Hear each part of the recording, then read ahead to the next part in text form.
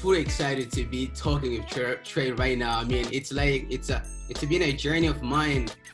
I never knew about you before I went to France, and I met somebody in France that told me about you, and that gave me courage to reach out to you. All right, yo. So what's good? You talking with Trey? I'm here with my man Sammy, and I just want to shed some light to this guy who has an incredible story and is doing incredible things in his life. So again, everybody, I'm Trayvon Bryant, and we talking with Trey right now. You know what I mean? And so I'm just going to go ahead and open up the floor to my man Sammy for you. Just go ahead and give a introduction and just talk about where you're from, and just let the people know who you are. What's up, man? Yeah, my name is Samy Shileu. I was born in the Congo in Africa, and I came to America in 2014 to achieve, for my education. And so far, I'm enjoying in my life here, and I'm like taking this chance to gain education, so I can go back home and make a difference. That's pretty much a big summary about myself. Cool, man. I love to hear it. My Yeah. man Sammy is really, he's on a path right now to really make change back home in his community. And so I thought it was fit to bring Sammy on to the Talking with Trey show and to just give his story, because I feel like there's somebody out there who may need to hear it. Now, my story, growing up in Africa, it's not easy. It's like it's always a hassle. It's always a challenge to keep always fighting for everything in life.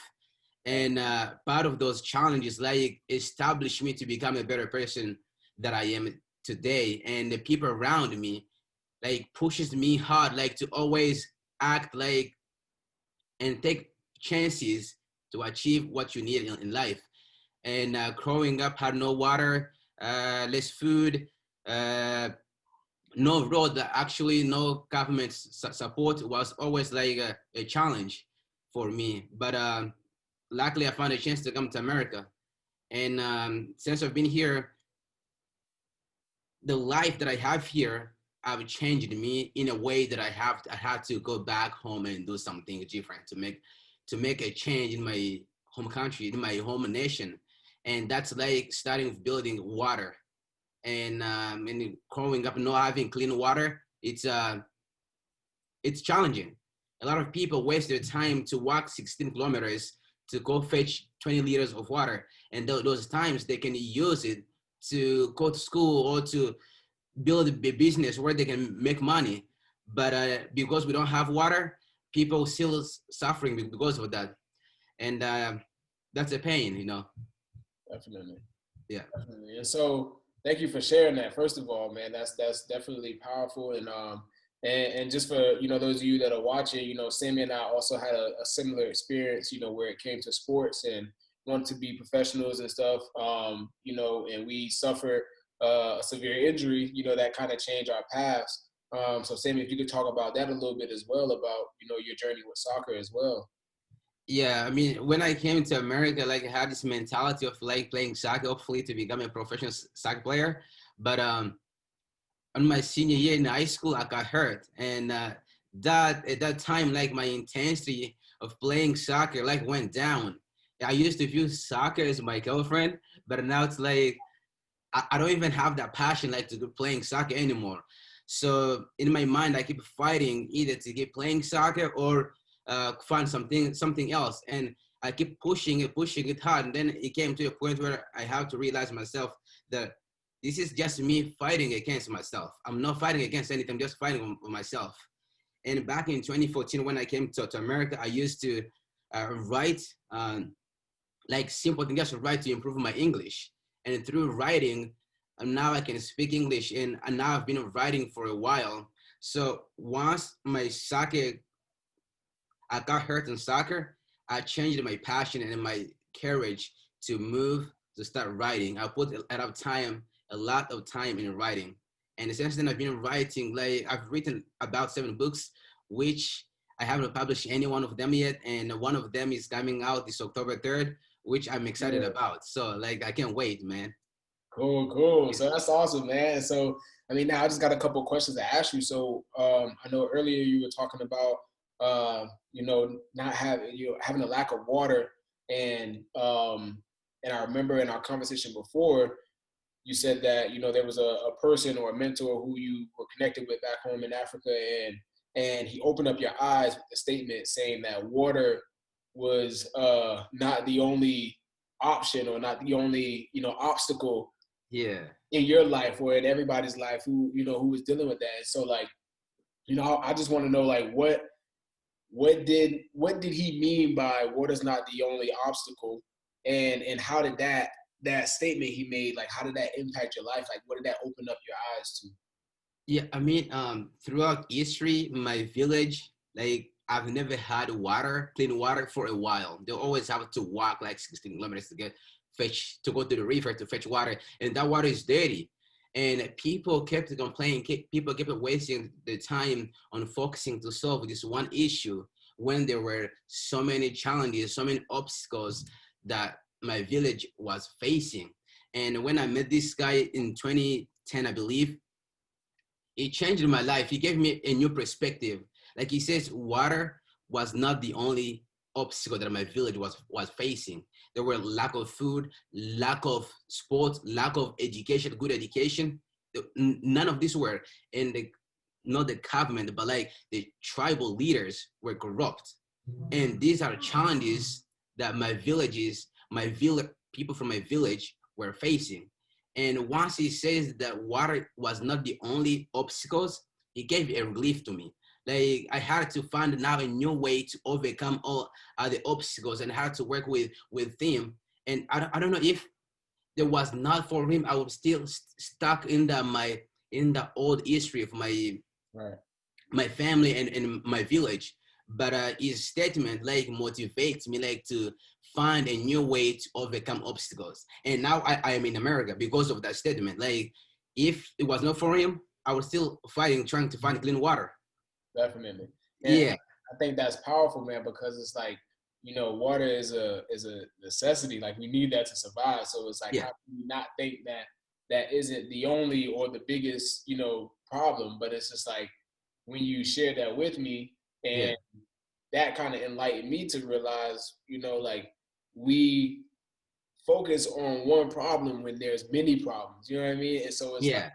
everybody's attention is on this one thing, but what about the other things? You know what I mean? And so that's how I kind of view that. Everybody has a specific place where Hmm. they're destined to be dedicated to. You know what I mean? So I think Yeah, when I heard that from you, I'm just like, wow, that's kind of cool, because like, it seems like he put it into a good perspective to where you found a place to put your focus, to now put yourself in a position to where you can start to begin to make those changes in your life, and to be able to go back home and, and help make those changes as well. So I think that's hmm, deep, man. And so I want to move on to another question. You were talking about soccer, and when you had your injury, you said you lost a little bit of dedication and went down. So like, what was the battle like in your head when you realized you were losing dedication or intensity for the game?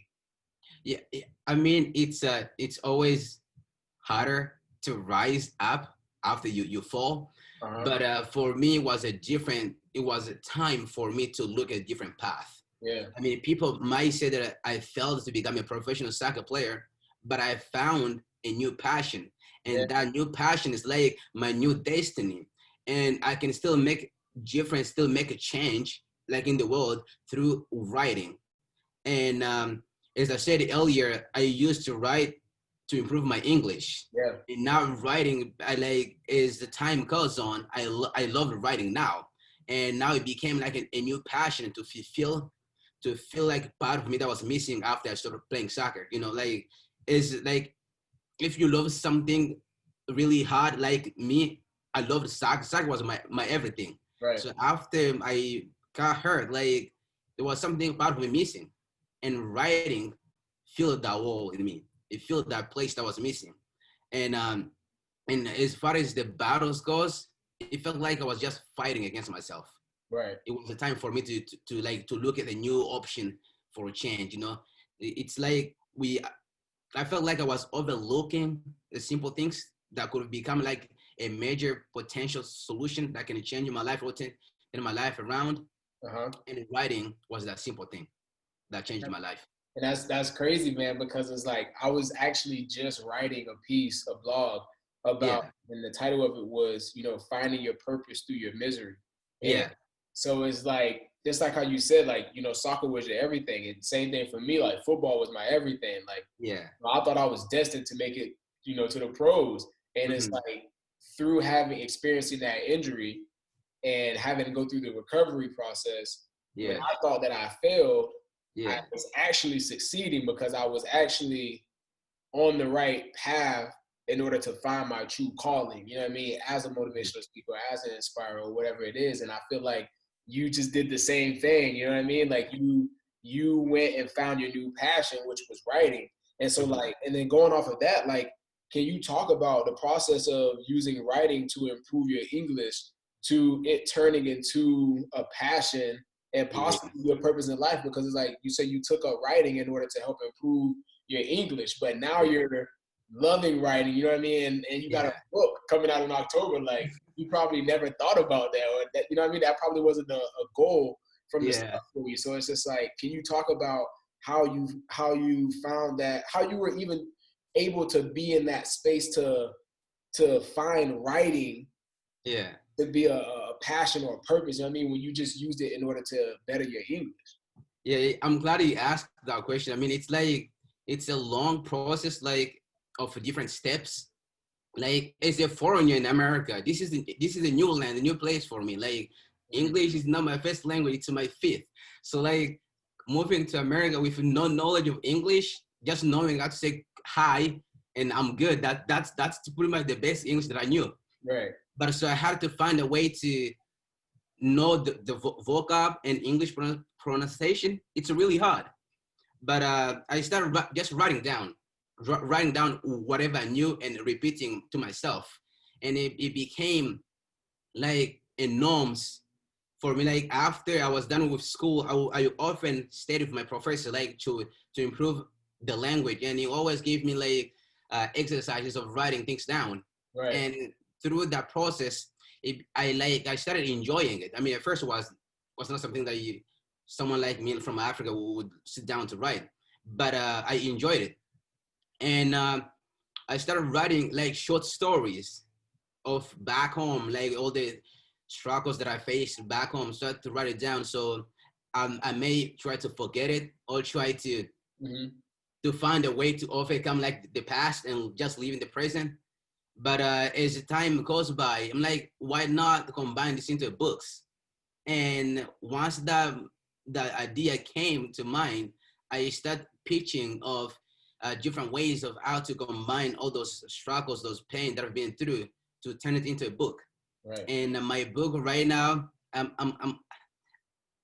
not gonna say it's a book that will change people's life, but it will give them new perspective. Mm-hmm. It's not a Bible, but it's filled with a lot of scriptures and a lot of like life experience that I faced like back in Africa. And it will give people from more developed country like America or like France or like people rich country in Europe a different perspective than the people in Africa. That's dope, man. Yeah, and like this book, it's like the boy in red shorts. It's Mm-hmm. a story that starts from the Congo and ends to America. Then there's another book that will come later after October 3rd that starts in America, and a new one. And the third book, it's like written in the future. Right. So that's my plan on how I'm gonna go back home and make a difference, either politically or socially. Whatever God leads me to is what I'm gonna take. That's powerful, man. That's powerful. Yeah. So, like, I know you said that, you're hoping that this book will give, people from more developed countries, more Mhm. advanced countries, a different perspective or a deeper Mhm. perspective of, Yeah. Africa. And like, I was going to ask you, what do you intend for this book to do for its readers? You know what I mean? Like, Yeah. other than just a perspective, like, Yeah. are you really trying to get the person to be in the place of the main character of the book? Like what do you really intend for this book to do? That's what I envision. From Africa to America, it's two different platform. It's two different spectrum. America is here, Africa is here, and people in America, I want them to see, I want them to envision themselves what it's like to live in a country like a place like in Africa. Mhm. There's so many people in Africa that lacks things that people take here for granted, just Right. like clean water. People here drinks water and they leave water in the bottles and like in the bathroom. Like people, there's so many plants of clean water in the bathroom that the people just waste for no reason. You Mm. know, just in the shower, that's the water people that waste.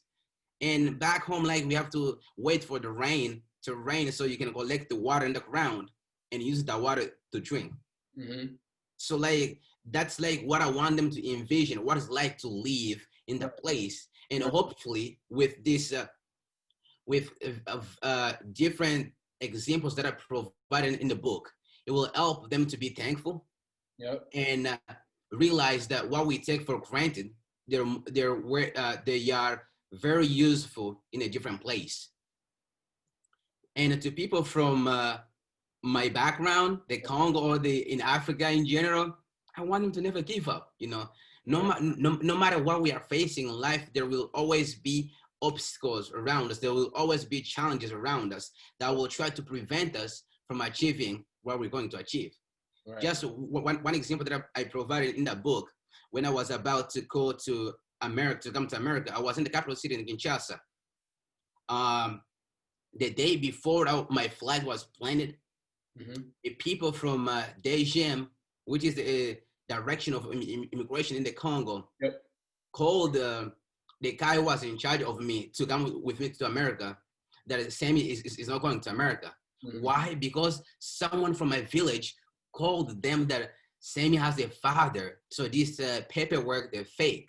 Right. Like that moment, like it gave me two different options to either go see my father or go to America.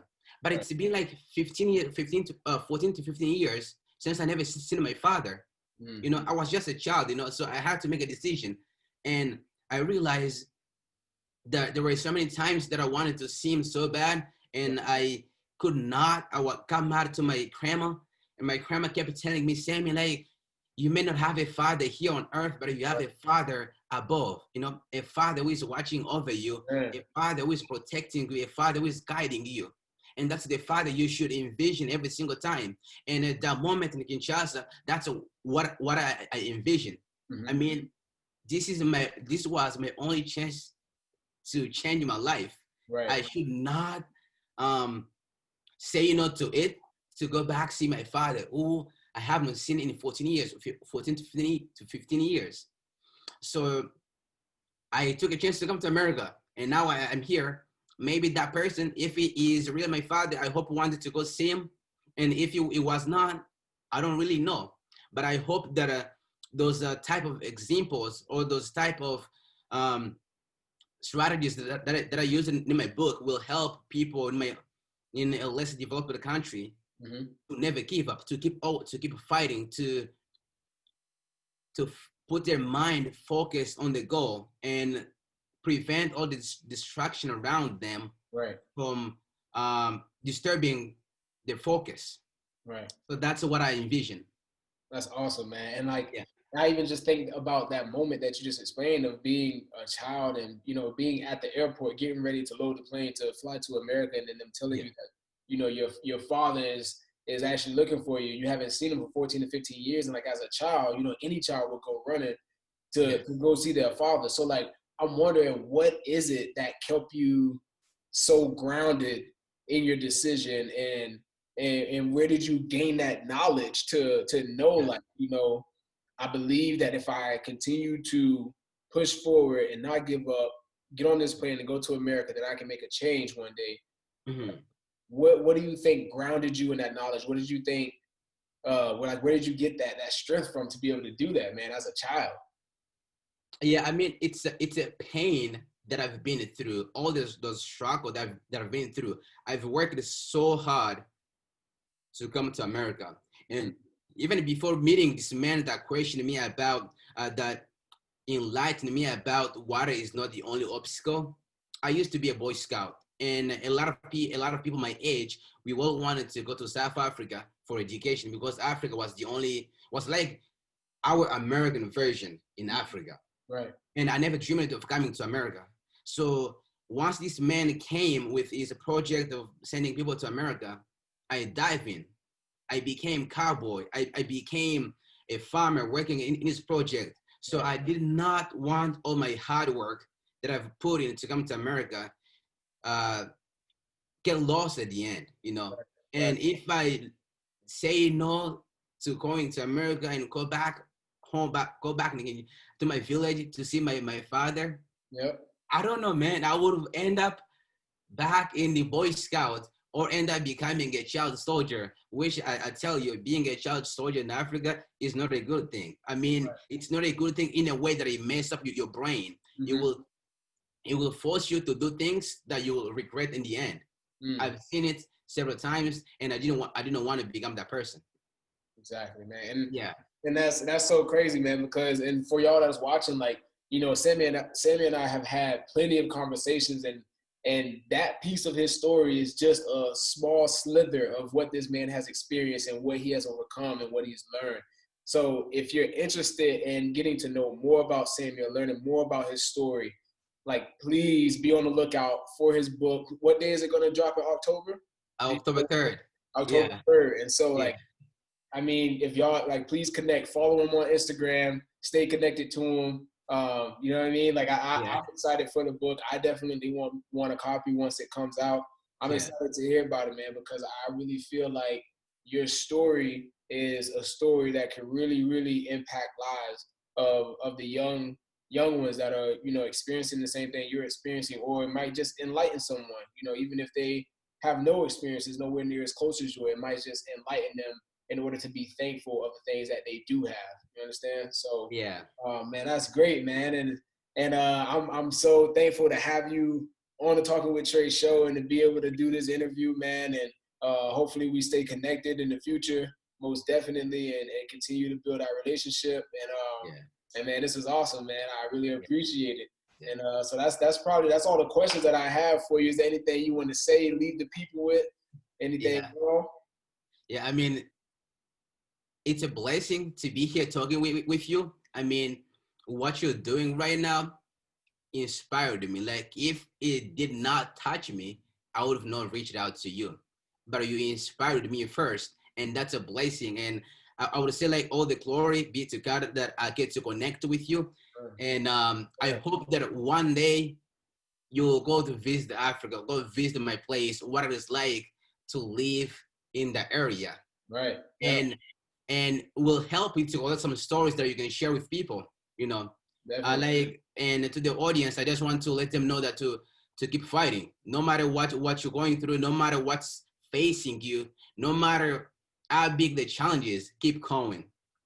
There's nobody on earth that can tell you who you are, that can tell you what you're going to be in the future. But Right. there's only one person that can direct you to where you belong, to who you are, and that's Jesus Christ. Because it changed my life, now I can share my story with y'all.